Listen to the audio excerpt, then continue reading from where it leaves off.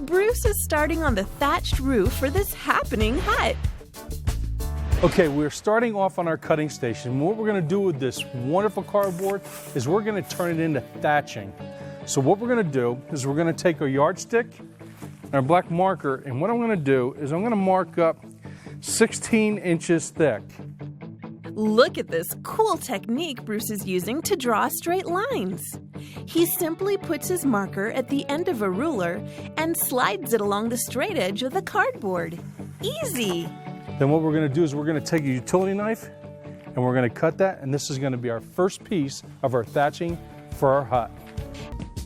And this piece of cardboard was a 4x8. Now you don't have to use a 4x8, you can use whatever size cardboard you have. So I'm just taking our utility knife, running it down my black line.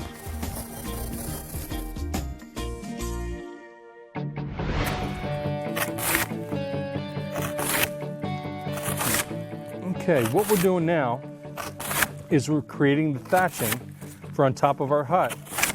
And if you notice what I'm doing is I have a piece of scrap foam here to cut on top of. That way I'm not cutting through any carpet or tile or anything like that.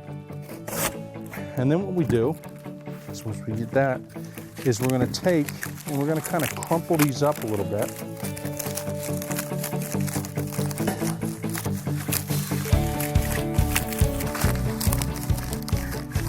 And then when that goes up on the roof and we layer section after section, it's going to look like thatching on our hut.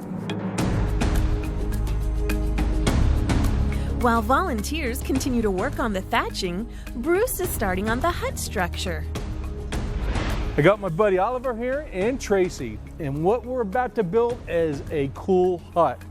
So what we got here from a local printing company, they're called tube cores.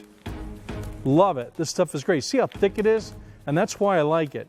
And what they do is this is all wrapped up with all the heavy canvas that they print on, and basically they just throw them away. So these are awesome to get. So this is going to be our four corners of our hut here, guys. And then what's going to happen is once we notch, this is going to slip right in the notch. We're going to do it all the way around, and that's how it's going to support itself. And then we're going to start on the roof. All right, so what the guys did, as you can see here, they already cut our notches into our core tubes. Awesome. You see how thick and weighty this tube is? It's great for the support that we're going to need. Then what we have is these furring strips, or 1x1 furring strips. So we cut all our posts for our hut. Now, again, you may not have the space as wide and as big as we have here. So you can make your hut smaller, you can make it tighter, however you want. So what I'm thinking on doing is we're going to do our hut probably about 6 to 7 foot long, and it's about probably almost 7 foot high on our hut. But you see how that fits right in there. Then what we're going to do is we're going to take this fancy duct tape, and we are just going to duct tape all the way around here to secure this into here. And then we're going to take tubes, wrap this in tube where it looks like bamboo, put our thatching on top, and we have one cool looking hut. Let's see how our happening hut is coming along. You know, what we want to do now is we have these beautiful core tubes, but I really want to capture that real bamboo.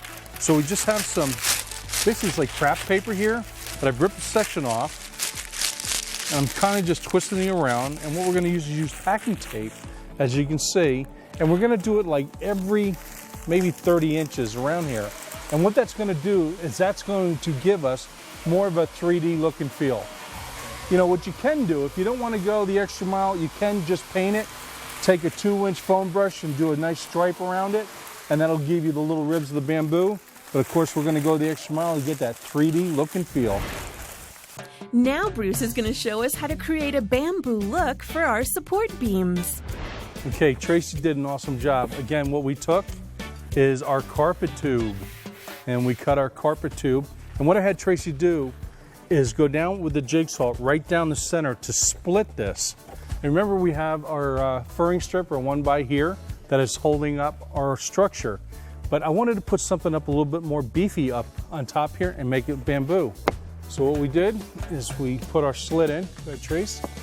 Take that.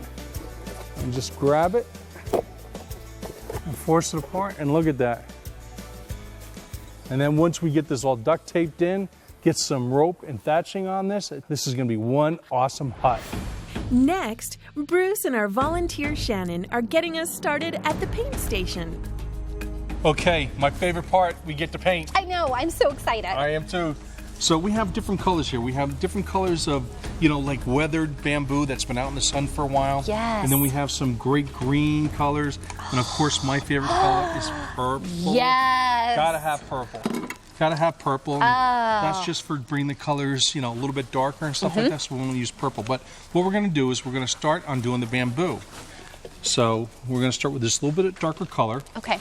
And to get it out, so you're not lifting the whole can, you take the stir stick, and then see what I'm doing? Oh, that's smart. I would have rubbing. tried to put the whole can in See? there. And Yeah, that's it would have what been everywhere. A lot of people do. Yeah. Bruce has a great idea to make our bamboo bumps look more authentic. Okay, we're doing the ribs on the bamboo, and I had them wrap some paper around it, so it's a little rough. So what I'm doing is I just went around it with some paper here, and what we're going to do is just smooth it out. So I'm just going around with some paper, a little bit of duct tape, so it's nice and tight. I'll do the same thing on the bottom, and now I'll have this nice smooth knot in our bamboo.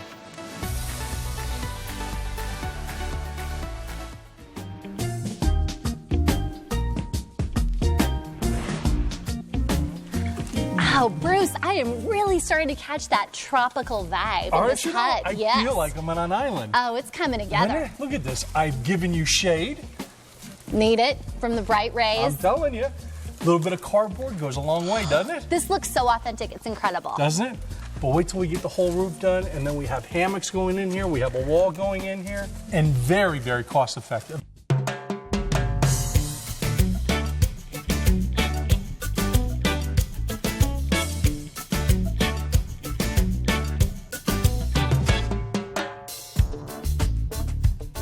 If you want to do it one shade of green, which is fine, but you know me, I always like going the extra mile. So what I did is I took the dark green, mixed it with a little bit of purple, spraying it with a water bottle. Then I'm going back with the same base color, and I'm just kind of dragging it